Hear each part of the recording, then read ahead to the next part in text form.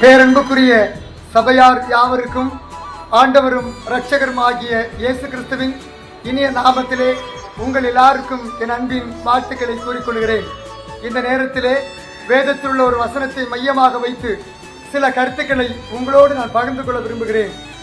ஆதியாகமம் புஸ்தகம் 17ஆம் அதிகாரம் வசனம் 1 இப்படி குறிப்பிடுகிறது: கர்த்தர் ஆபிரகாமுக்கு தரிசனமாகி, நான் சர்வபலமுள்ள தேவன், நீ எனக்கு முன்பாக நடந்து கொண்டு உத்தமனாக இரு என்பதாக. இந்த உத்தமன் என்கிற வார்த்தை யோவான் புஸ்தகம் 1ஆவது அதிகாரம் வசனம் 1 அப்படியே குறிப்பிடப்பட்டிருக்கிறதை நான் காண்கிறோம். உத்தமன் என்கிற வசனத்தின் மூலமாக அவன் சன்மார்க்கனும் நீதிமானும் கர்த்தருக்கு பயப்படக்கூடியவன் யோபு என்று சொல்லி அழகாக அங்கு சொல்லப்படுகிறது.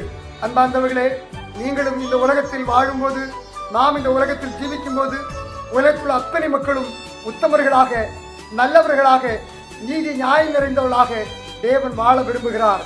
எனவே உங்களுக்கு சொல்லக்கூடிய மிக முக்கியமான மூல ஆதாரமான வசனம் வார்த்தை என்னவென்று சொன்னால், நீங்களும் நானும் இந்த உலகத்தில் எத்தனை ஆண்டு காலம் வாழ்வோம் என்று சொல்வது கேள்வி அல்ல. எப்படி வாழ்வோம், எதற்காக வாழ்கிறோம்? நல்ல பெயர் பெற்றவர்களாக, நல்ல புகழ் நிறைந்தவர்களாக, உத்தமர்களாக வாழ்வதற்கு நாம் மென்மேலும் முயற்சி செய்வோம்.